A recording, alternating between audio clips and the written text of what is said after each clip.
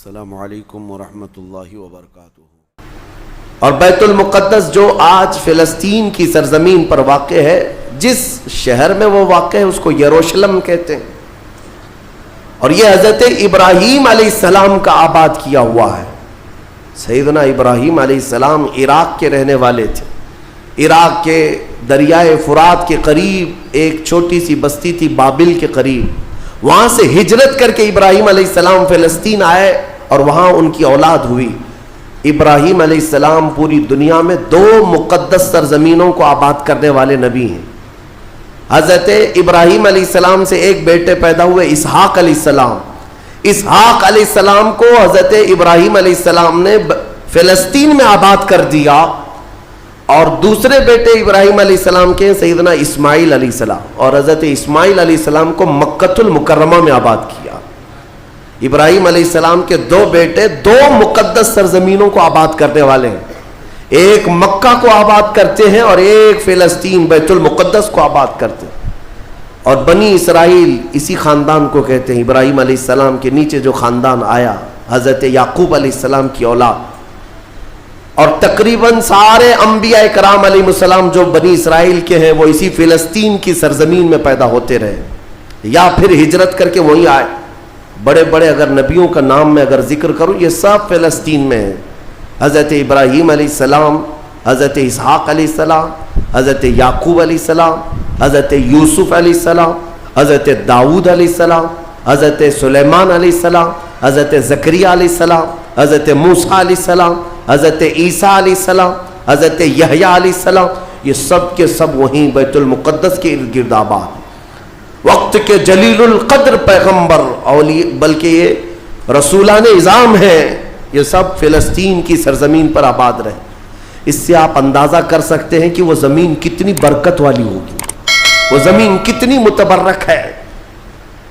اور اس زمین کی چھوٹی سی اگر میں آپ کو تاریخ بتاؤں تو ابراہیم علیہ السلام کی اولاد کے آباد ہونے کے بعد بنی اسرائیل، یہ سرکش قوم ہے بنی اسرائیل، یہ ادھر ادھر بھاگ کر چلے گئے، فلسطین میں آباد نہیں رہے، برسوں بھاگے پھرتے رہے۔ پھر موسیٰ علیہ السلام کا جب زمانہ آیا تو اللہ تعالیٰ نے آپ کو حکم دیا، اے موسیٰ آپ اپنی قوم کو لے کر اس ارض مقدس میں جائیں، مقدس سرزمین، قرآن میں بھی اللہ نے اس کو مقدس سرزمین فرمایا، یا قوم ادخلوا الارض المقدسہ۔ موسیٰ علیہ السلام نے کہا ہے میری قوم چلو مقدس زمین پر جاتے ہیں، اور پیٹ پھیر کر بھاگنا مت ورنہ خسارے میں آؤ گے، نقصان میں آؤ گے۔ جو اس مقدس سرزمین سے پیٹ پھیر کر بھاگے گا وہ بڑے گھاٹے میں رہے گا، قرآن کا فرمان ہے۔ ان کی قوم جو ہے موسیٰ علیہ السلام کی، اس نے جواب کیا دیا جانتے ہیں؟ بیت المقدس کی طرف موسیٰ علیہ السلام بلا رہے تھے تو وہاں ایک دوسری قوم آباد تھی، قوم عمالقہ۔ وہ اونچے چوڑے لوگ تھے، بڑے ہٹے تگڑے لوگ تھے۔ موسیٰ علیہ السلام کی قوم گھبرا گئی اور کہا کہ ہم نہیں آئیں گے۔ قالوا انا لن ندخلها ابدا ما داموا فيها، جب تک یہ قوم اس زمین پر ہے ہم نہیں آئیں گے۔ موسیٰ علیہ السلام بلانے لگے، چلو ان سے لڑائی کریں گے، اللہ تعالیٰ فتح عطا کرے گا۔ تو انہوں نے کہا اذهب انت وربك فقاتلا انا هاهنا قاعدون، موسیٰ آپ اور آپ کا خدا جا کر اس قوم سے لڑے، ہم بیٹھ کر دیکھیں گے لڑائی کیسی ہوتی ہے۔ ان کی قوم کا جواب یہ تھا۔ تو موسیٰ علیہ السلام نے اللہ رب العزت کی بارگاہ میں اپنا عذر پیش کیا تو رب تعالیٰ نے فرمایا، اللہ تعالیٰ نے اب سزا کے طور پر اس قوم کے اوپر فرماتا ہے فَإِنَّهَا مُحَرَّمَةٌ عَلَيْهِمْ 40 سَنَةً يَتِيهُونَ فِي الْأَرْضِ، اب 40 سال تک ان میں کا کوئی بندہ اس مقدس سرزمین پر داخل نہیں ہو سکے گا۔ اللہ نے حکم فرمایا 40 سال ان پر یہ زمین حرام کر دی گئی، وہی بنی اسرائیل پر اندر آ نہیں سکو گے اس بیت المقدس پر۔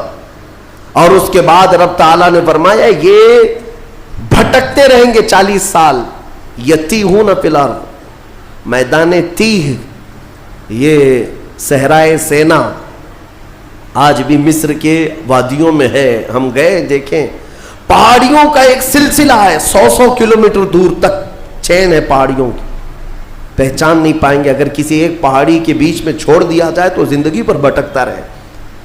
تو اس بنی اسرائیل کو ان پہاڑیوں کے بیچ میں چھوڑ دیا گیا، ان کو راستہ نہیں ملتا تھا، کب تک؟ 40 سال تک راستہ نہیں ملا، بھٹکتے رہے۔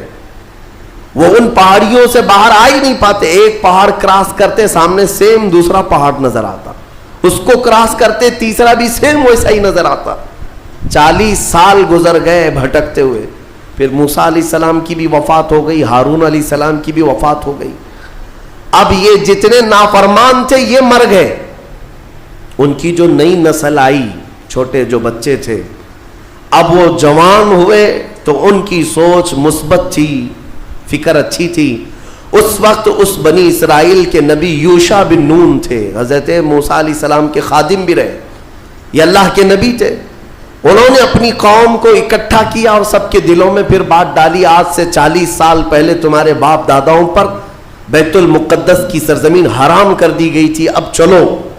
تو انہوں نے کہا قوم عمالقہ اب بھی ہے، وہاں پر لڑائی ہوگی۔ انہوں نے کہا چلو میں تمہارے ساتھ ہوں۔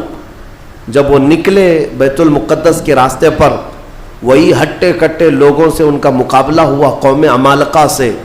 صرف دوپہر سے عصر کے درمیان وہ پوری قوم شکست کھا کر بھاگ گئی اور اللہ نے بیت المقدس بنی اسرائیل کو عطا فرمایا۔